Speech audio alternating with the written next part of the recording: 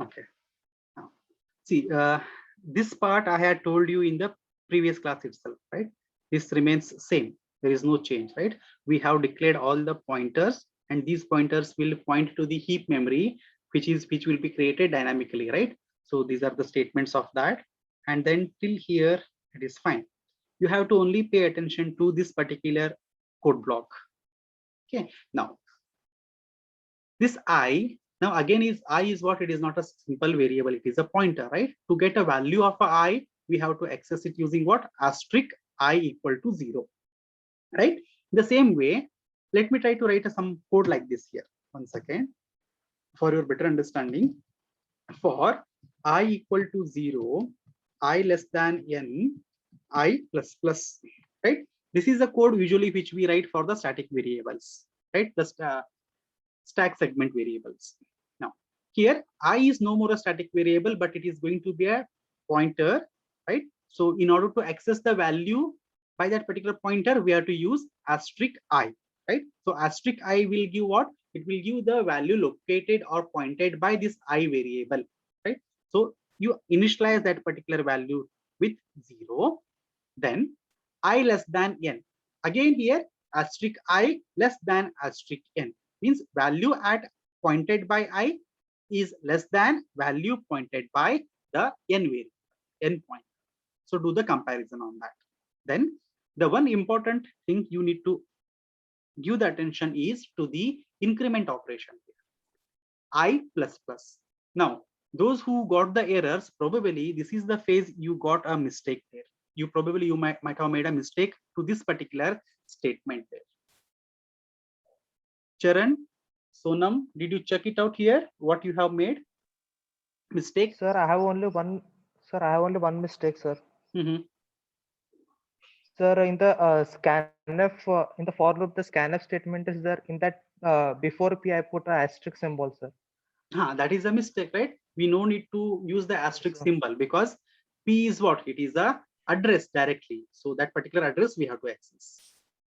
Now, this one, which I have highlighted here, I plus plus, in a conventional method, we use it to be I plus plus. But since here I is a pointer, so we need to first fetch the value. So asterisk I.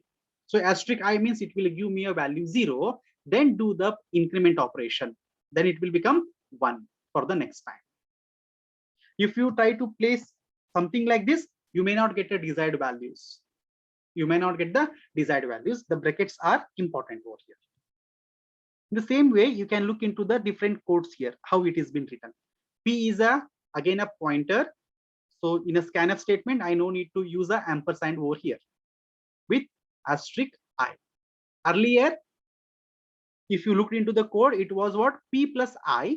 But now that I is, we have to represent it with the asterisk I.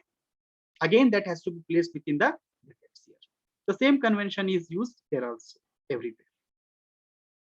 If you remember the basic concept here, that is how to access the value using pointers, where we need to use ampersand, where we need to use asterisk. If you are familiar with these two concepts, then you can very easily write the dynamic memory allocation programs. Okay, fine. I think I have shared you this particular program. Did you get a list of programs? I had shared you a zip file. I think in that this program is also there. Yeah. And I have shared you the notes as well. Write down those notes in your Fairbook. Okay. And the additional programs which I have shared, those programs also you can write in your Fairbook. Complete writing this particular Fairbook by this weekend. On Monday, I will share you another set of notes. Fine. Now, today, let us go with the other type of few more programs based upon the dynamic memory allocation. Here, we are going to learn some new concepts or the new logics to find out the largest and smallest element in a given array. In first semester, I think we have studied a logic where how we can find out the largest of an element and the smallest of element. Did we study that one or no?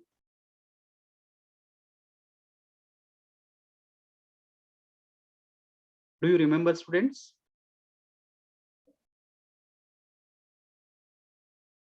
Okay, no worries. Let us try to look it in this particular class. Okay, I'm not going to write entire code here because most of the content, most of the lines are very familiar here. Now, what we need to do is that assume that there is an array which is dynamically created, means we require a pointer for that. So asterisk p will be pointing to the dynamically created array, right? Then we need the number of elements. Then we need a I variable for loops. Then we require two more variables, that is L and S. L will store the largest element in the array. S will store the smallest element in the array, right? Now, these are the standard statements. Initially, we will read the n value, that is number of elements. According to that, we will create dynamic memory using the calloc function, right? Then we will read those many elements. You can notice here there is no ampersand, there is no asterisk also, just p plus I. Up to here, is it understood, students? Are there any doubts here? Because this is the standard code which I'm explaining you from last couple of classes. Any doubts here? You want me to explain any statements here in detail? No, sir. Right now the next logic we will try to write is that we need to write a logic or a piece of code which will find out the largest and the smallest element in a given set of array. Okay. Assume that we have entered certain array elements, right? The array elements, take it to be as say 10, 5, 25, 60, 75. Okay, assume that there are 5 elements and these are the elements of that, right? Then they do have a index values. Now we need not to bother about the index values as of now. Okay, now what we need to do is that we need to write a code which will find the element which is largest among these and also the element which is smallest among these. There are different types of approaches we can have. The best approach is that we will assume that the first element in the array is largest. That means we will assume that L is equals to, that is largest element is equals to the first element. How can I retrieve the first element? Can anyone tell me? How can I retrieve this particular first element using the pointer P here?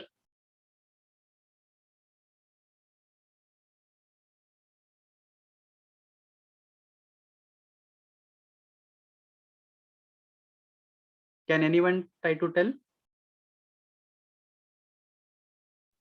Sir, P. P. Will P give me the value 10? So asterisk P will give 10, sir. Asterisk P, right? Asterisk P will give us the value 10 because what P is pointing to what the first memory location, that is the memory location of 10. And I want a value at that, then I need to use the asterisk P. So now asterisk P means what? It is pointing to the 10th memory location and asterisk P will give that particular value. So I will assume that this 10 is largest. See, this is the assumption which I have made. At the same time, I will also assume that it is smallest also. It is smallest also, right? It sounds little different here, right? I'm assuming the first element as largest and also the smallest. Now I need to verify these assumptions by comparing this particular L and S with the further elements of this particular array. Okay, now how I need to do that? I need to again run through a particular for loop, right? In that particular for loop, I will check whether my assumption is correct or my assumption is wrong. Okay, now I know that these are the elements, and first element I have assumed it to be large, and the second element I have assumed it to be a smallest element. Sorry, the first element itself is a large, and the first element itself is a smallest element. Now I need to compare this L with the next set of elements, that is from the second element onwards. That means my for loop, I no need to start from 0. I no need to start from 0. Rather, I can start it from 1. I equal to 1 up to I less than n I can perform, and every time I can increment. Okay. Now, do you understand students why I wrote here I equal to 1? Because the first element I have already considered as a largest element or a smallest element. Now I want to compare this particular element with the next set of elements. So next set of elements means the I value I can start it from the I equal to 1, need not to be I equal to 0. If I make it I equal to 0, then it points to the same element. I don't require that particular element. I require the next element onwards. Understood here why I made I equal to 1? Yes, sir. Okay, now next step, what I need to do, since I am trying to access here. First element is what? That is next element is what? Phi. This phi I need to compare with my assumption. What is my assumption? That is L. Now I will try to check if is this L or in the, let me put it in this way. Now, is this the next element? Next element can be retrieved as what? Asterisk P plus I is the next element. Is it greater than the L? Okay, now try to understand this particular line here. Okay, now I think it would be better if I make use of the Excel sheet to demonstrate it. Just give me a second.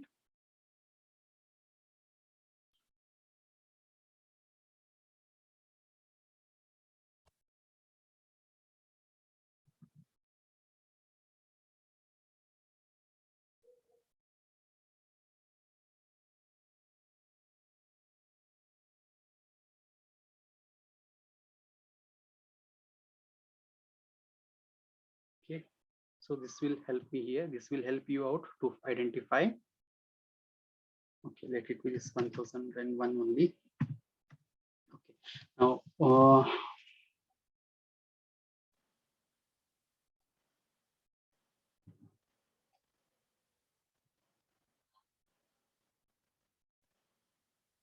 okay, this side.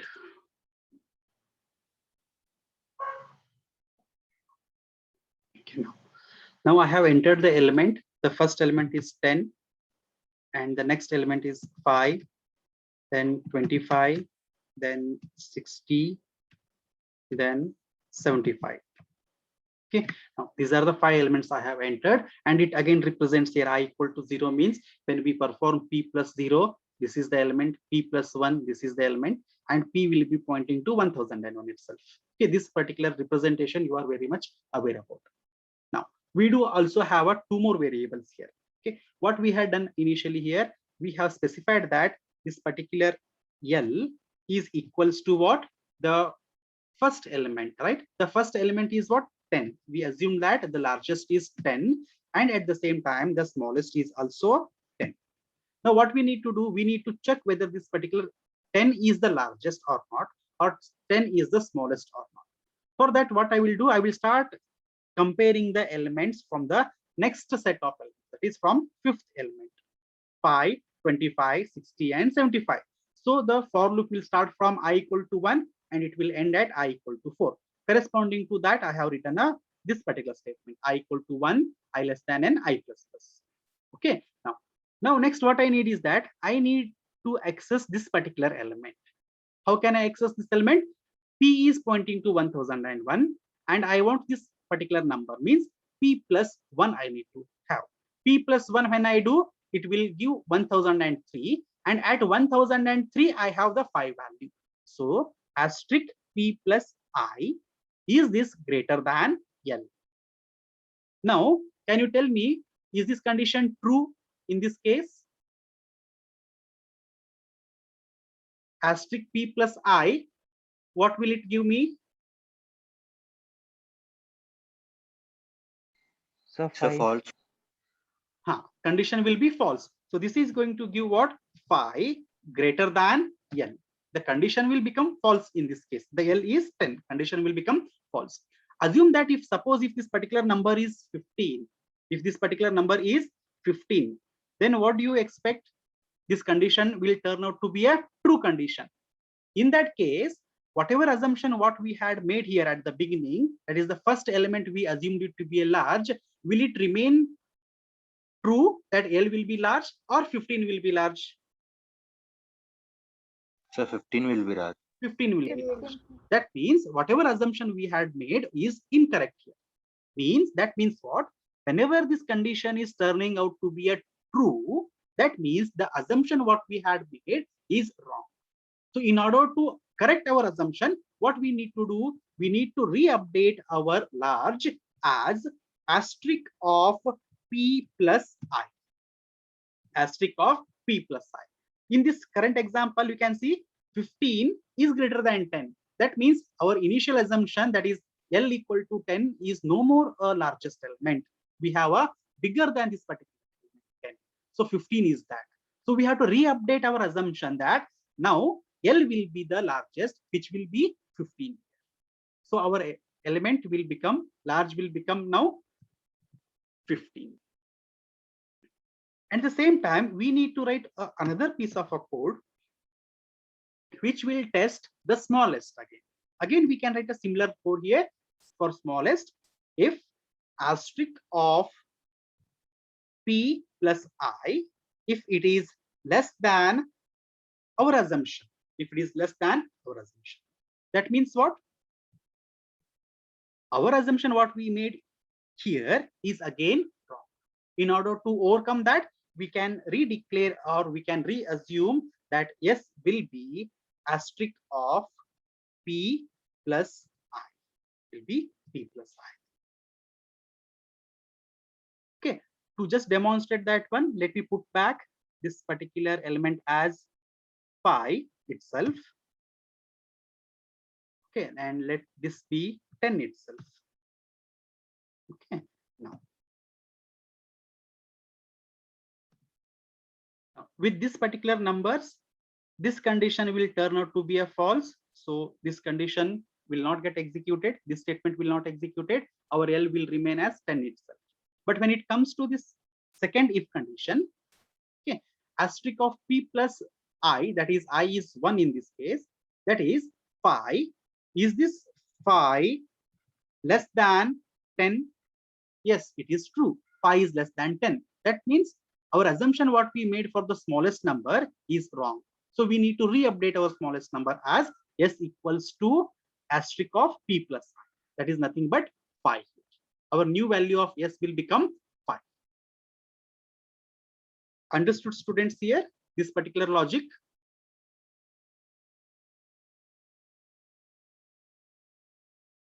Yes, sir.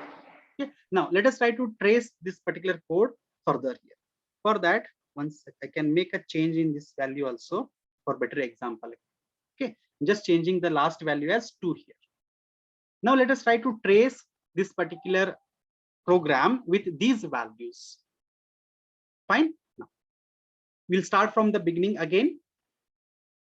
L is 10 and also S is 10 itself. Both are 10, which I value is 1. So now asterisk of P plus 1. P plus 1 means 1003. Value at 1003 is 5. So is this phi greater than L? L is 10. Is it true? Condition becomes true or false? False, sir. False. Since condition is false, should we execute this statement? No, sir. We need not to execute this program statement. Then we will move on to the next statement. Next statement is what? Asterisk of P plus I. Again, asterisk of P plus I means what? It is 5. Is this phi less than 10? Is it true? Yes, sir. Yes, sir. True. Since it is true, we have to execute this statement. So what it makes? We are re-updating our smallest number S as asterisk of P plus I. Asterisk of P plus I is 5. So our S value, right? Our S value will now become 5.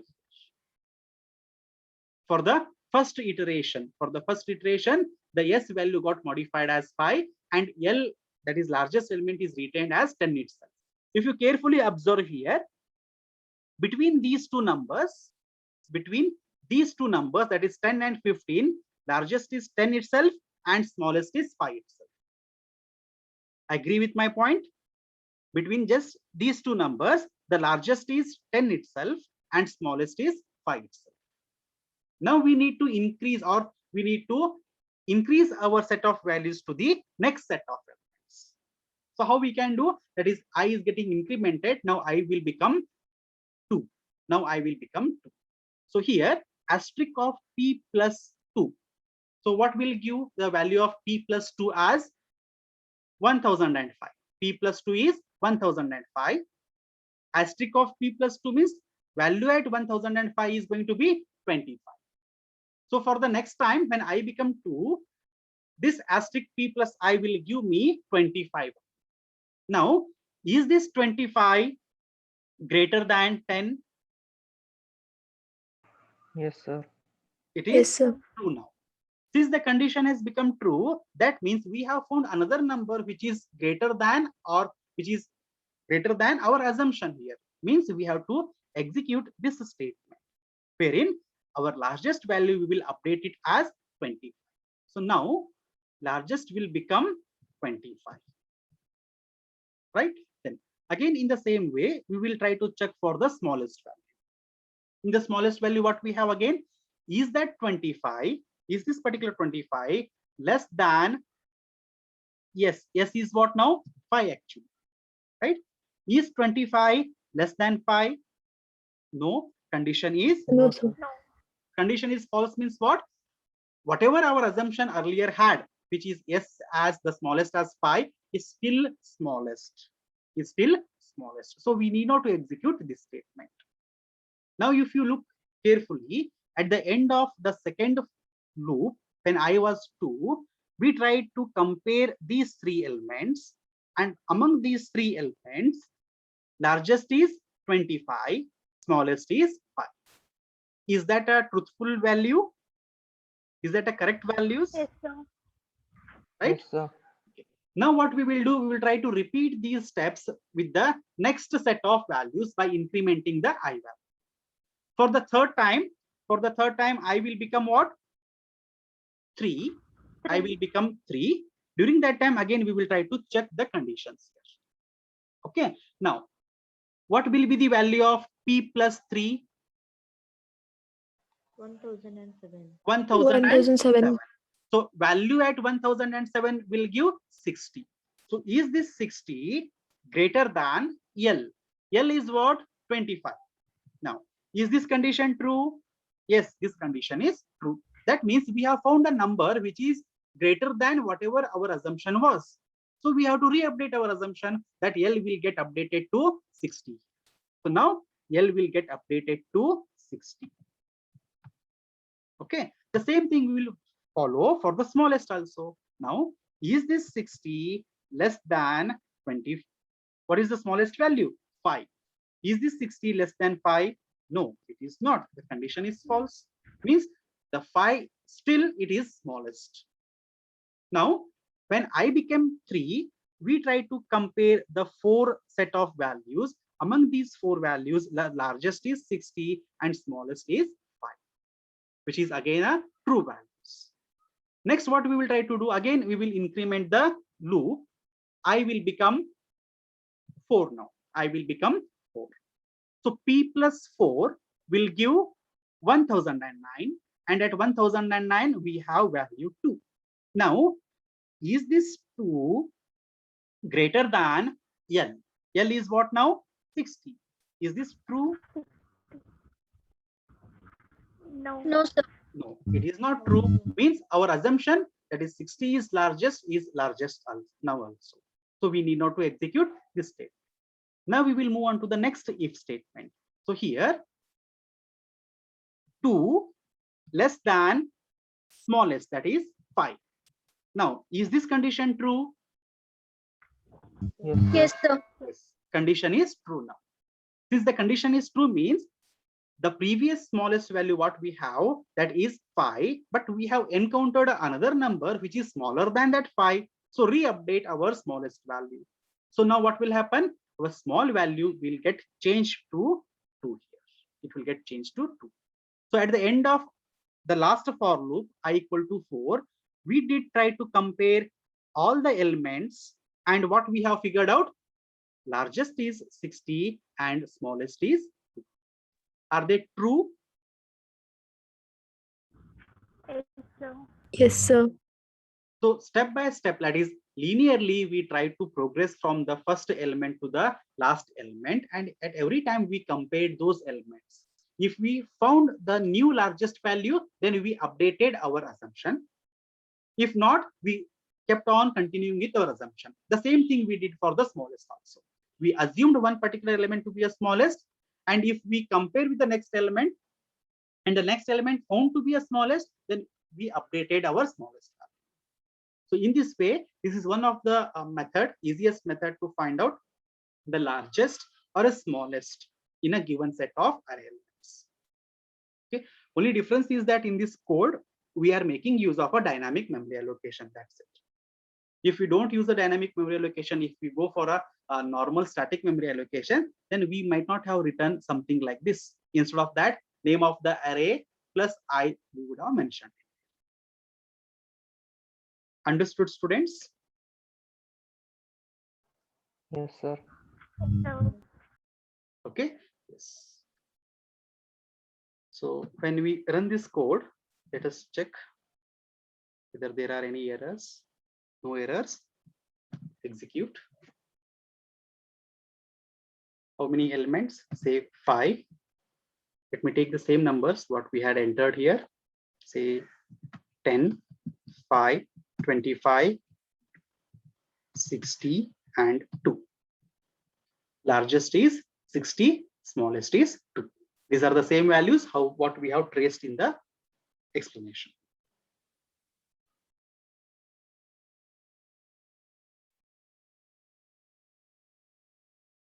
Understood, students? Okay. We'll move on to the next one more example. Let's take frequency of elements. Okay. Let me clear off this code. This is one of the very important program, student. The logic is important because you are going to make use of this particular logic in your upcoming semesters also, right? Now, so what is the program statement here? Understand. Write a C program to find frequency of an element in an array, right? Frequency of an element means what? Suppose, assume that if there is an array and the array elements are say 22, 11, 33, say 22, then say 44, then 22. Now we have 6 elements and these are the elements stored in that particular array. Frequency of an element means, suppose if I enter 22 as my input value, I want to know how many times this particular 22 is present. I want to know how many times this particular element is present in the given array. That is what? Nothing but the frequency. So the output should be what? It should be something like the element 22 present here once, twice, and thrice. So it should say the output as the element 22 present 3 times. Suppose if I enter the value as, assume if I enter the value, the element to be 11, then output will be what? The element 11 present 1 time. Suppose if I enter some value as 55 here, then output should be, since the 55 is not present in the given set of array elements, then we can say the element 55 present 0 times, right? To make it a proper or a general terms. So we need to write an appropriate code for finding the presence of a particular element, and if it is present, how many times that particular element is present. Understood the program statement? Yes, sir. Okay. Now, again, I will not explain this initial part. This is common to you. It's known to you now. But what else we have in the declaration part is that 2 different variables here. First one is ELE. This ELE is for what? The element whose frequency we want to find out. And then second one is that frequency we want to store, right? Initially, we will assume that the element is not present. Not present means it is present 0 times, we can say, right? For that, we are initializing that frequency variable to 0. 0 because initially we will assume that the element is not present. Not present can be represented as 0 times. Correct? So these are the set of lines, these highlighted one, which will help us in declaring the array dynamically, right? N number of elements dynamically, and then storing the values onto that particular elements. Okay. Now try to represent that it over here. So what are the values I had taken? So this one is, let me call it as 22, 11, then 33, 22, then 44, then again 22. These are the elements. Now here we will have one more for loop extra, that is I equal to 5. I equal to 5. Initially we assumed that frequency to be equal to what? 0. Initially we are assuming the frequency to be equal to 0 here. Okay. Fine. Then these two lines will help us in reading, displaying a statement, enter the element, and then read that particular element. So the element, there will be one more variable, element, which is equals to the element whose frequency we want to find out, that is 22 in this case. Now we need to write a code here. Okay. Now pay attention how we are going to write that particular code. We need to repeat through the for loops here. For I equal to the first indexed value, that is I equal to 0, up to the last element, that is again I less than n. Then every time I want to increment the I value, so I plus plus. Now here what I need to do is that first time for the when the loop gets executed, I equal to 0 means I get access to the first element. When the second time I get incremented, I get access to what? The next number. Like that, we can just try to understand. First time when I equal to 0, I get access to 22. When I equal to 1, I get access to 11. When I is 5, I get an access to 22. Okay, this is the logic here. What I need to do is that every time for the different values of I need to check the corresponding element, whether is it the element whose frequency I am finding it or not. That can be represented as if the element is it equals to the element whose frequency we are finding, is it equals to that particular element in the array or not. That can be retrieved as asterisk p plus I. Again the same notations here, asterisk p plus I. If so, if that is the element, then what I need to do? If that is the element, if this particular condition becomes true, that means that the element is present. If element is present, then what I need to do? I need to increment the frequency here. Earlier it was 0. Now I need to increment it to the next number. The next number means what? Frequency plus I can. Okay. Now this is very simple code. Only this much is the code. Let us try to check it here, how it works.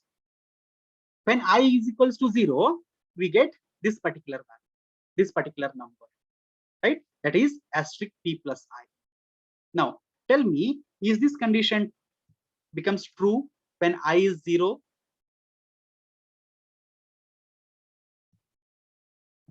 When I is 0, will this particular condition becomes true? What is element? What ELE stores? 22. So 22. 22. Is 22, is it equals to asterisk of p plus I? What is asterisk of p plus Yes, I? sir. I is 0.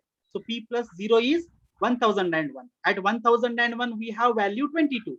So is it equals to 22? Is this condition becomes true? Yes, sir. Yes, Yes, condition Yes, sir. becomes true.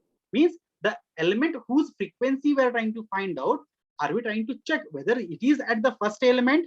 Yes, it is present there. That means frequency we need to increment it to next value. It was 0, now it is incremented to what? 1. Then I will get incremented. Now I becomes what? 1. For I becomes 1, I get a value to the excess. We get access to this particular value 11. Now, is this element, that is this 22, is it equals to 11? No, it No, is sir. not. No, sir. No, that means this is not that particular element. Then I no need to increment frequency. Next, I becomes 2. When I becomes 2, I get access to 33 element. Now, is this particular element 33, is it equals to 22? Again, condition is false. No, sir. So I will need not to update frequency here. Then I becomes the next value, that is 3 now. When I becomes 3, I get access to this 1007 memory location, that is 22. Now, is 22 is equals to this 22? Yes. Yes, Condition sir. is still true. Condition becomes true means what? I need to further increment my frequency. Now frequency will become from 1, it will become to 2 now. Okay, then in the same way, I gets incremented to the next value now. I becomes 4. For the I value 4, asterisk p plus I means I get 44.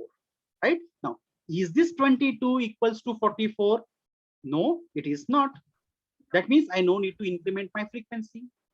Then I will become 5 for the final time, and that time asterisk of p plus I will give the value again 20.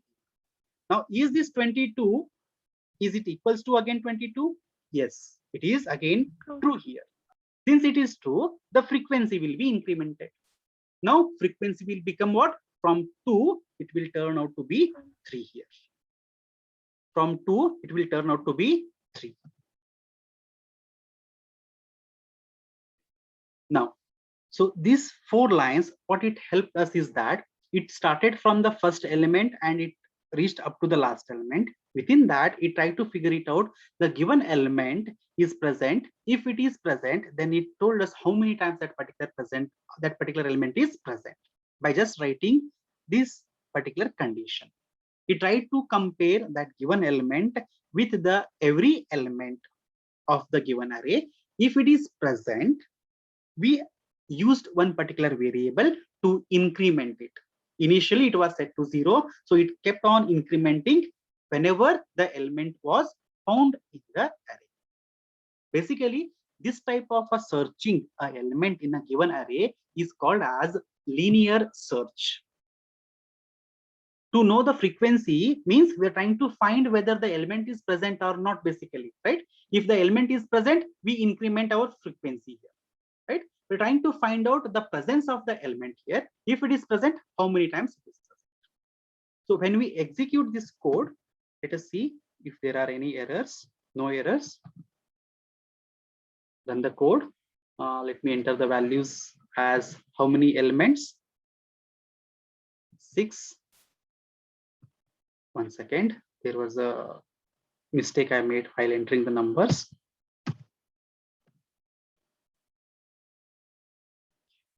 How many elements? 6, 22, 11, 33, 22, 44, 22.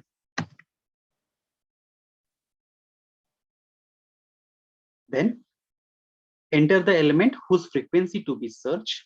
That element is 22. Then the output is the element 22 present 3 times.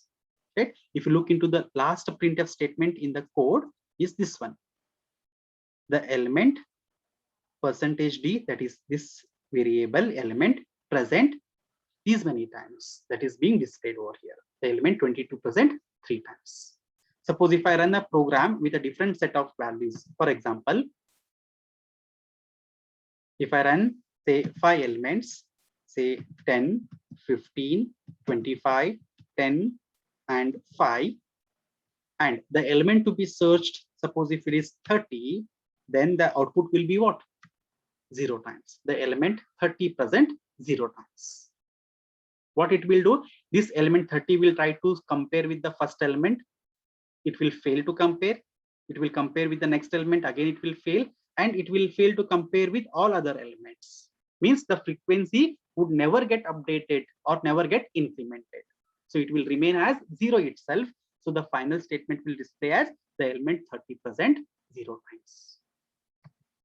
And if we enter the elements in this way, for example, 5 and say 10, 10, 10, all are the same elements. And if I want to search the 10, then it will display the element 10 present 5 times.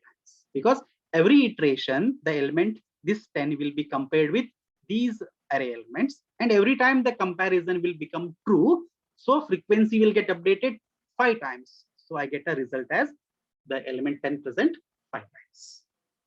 Remember this particular logic. This will be helpful for you in further semesters.